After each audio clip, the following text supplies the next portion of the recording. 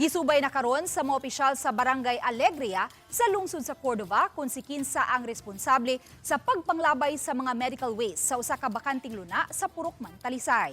Samtang sa Talisay City, napasakaan na og kaso ang mga tao nga nalambigit sa paglabay og basura sa daplin sa daan sa Barangay Haklupan. Ani ang report.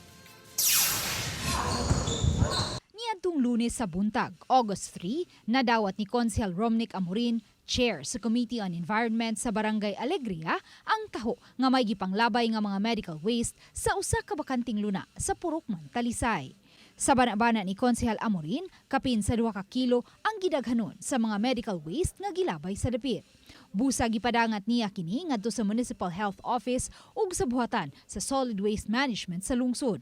Ug kagahapon, gikuha na sa taga Solid Waste Management Office ang mga medical waste. Apan hangtod karon, wa pa gihapon mailhi sa mga opisyal sa Barangay Alegria ang milabay sa naasoing medical waste sa dapit. Asab na ma'am, sa among pagkuan sa council, wala jud mi nakita nga kuan nga taga amo ang nilabay o taga kuan. Pero mao lagi na among gipalapdan nga among investigasyon na asa mi dapita maka kuan ang hangi mi basin asa dapita entrance exit ni agi sila basin makita nimo unsa nila pag butang. Kaganiha, gisusi sa Balitang Bisdak News Team ang bakanting luna sa Purokman, Talisay. Apan nabantayan namong wa pagayod hingpit nga nahipos ang tanang mga medical waste. Tungod kay may pipila pa ka mga syringe ug medical bottle nga nasagol sa naabuna nga mga basura nga gipangdauban. Matod ni Konsehal Amorin, ang dapit nagsilbi lang pick-up station sa mga basura sa dili pa kinikuhaon sa taga Solid Waste Management Office. Apan nakita usab kini nga kahigayunan sa wa pa mailhing mga responsable nga dinhi ilabay ang mga medical waste. Amo siguro ng kuan hangyon magbalik ang taga munisipyo at taga health nga amo tong ipa clear jud tanan dito nga area nga wala mabilin para safety pud sa mga tawo malupyo diri sa amo.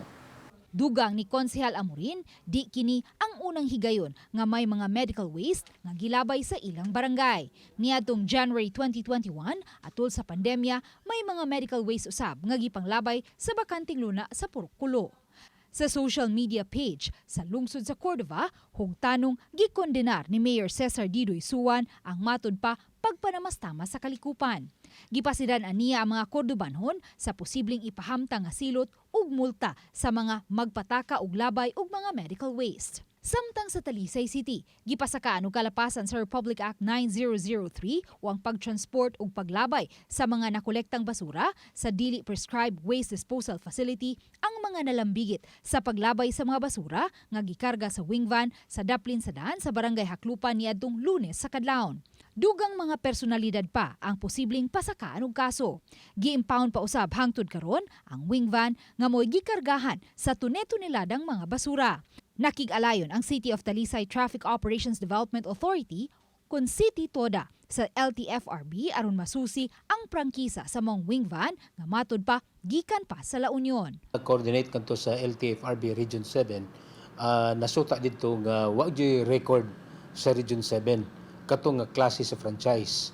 So karon gi-coordinate kay ang address is La Union, gi-coordinate dito sa area sa La Union. Aside lang sa ato nga PNP, gi-appeal na nila silang mga pagpatrolya katong mga areas nga mao'y sagad reported nga dunay mga gipanglabay nga basura.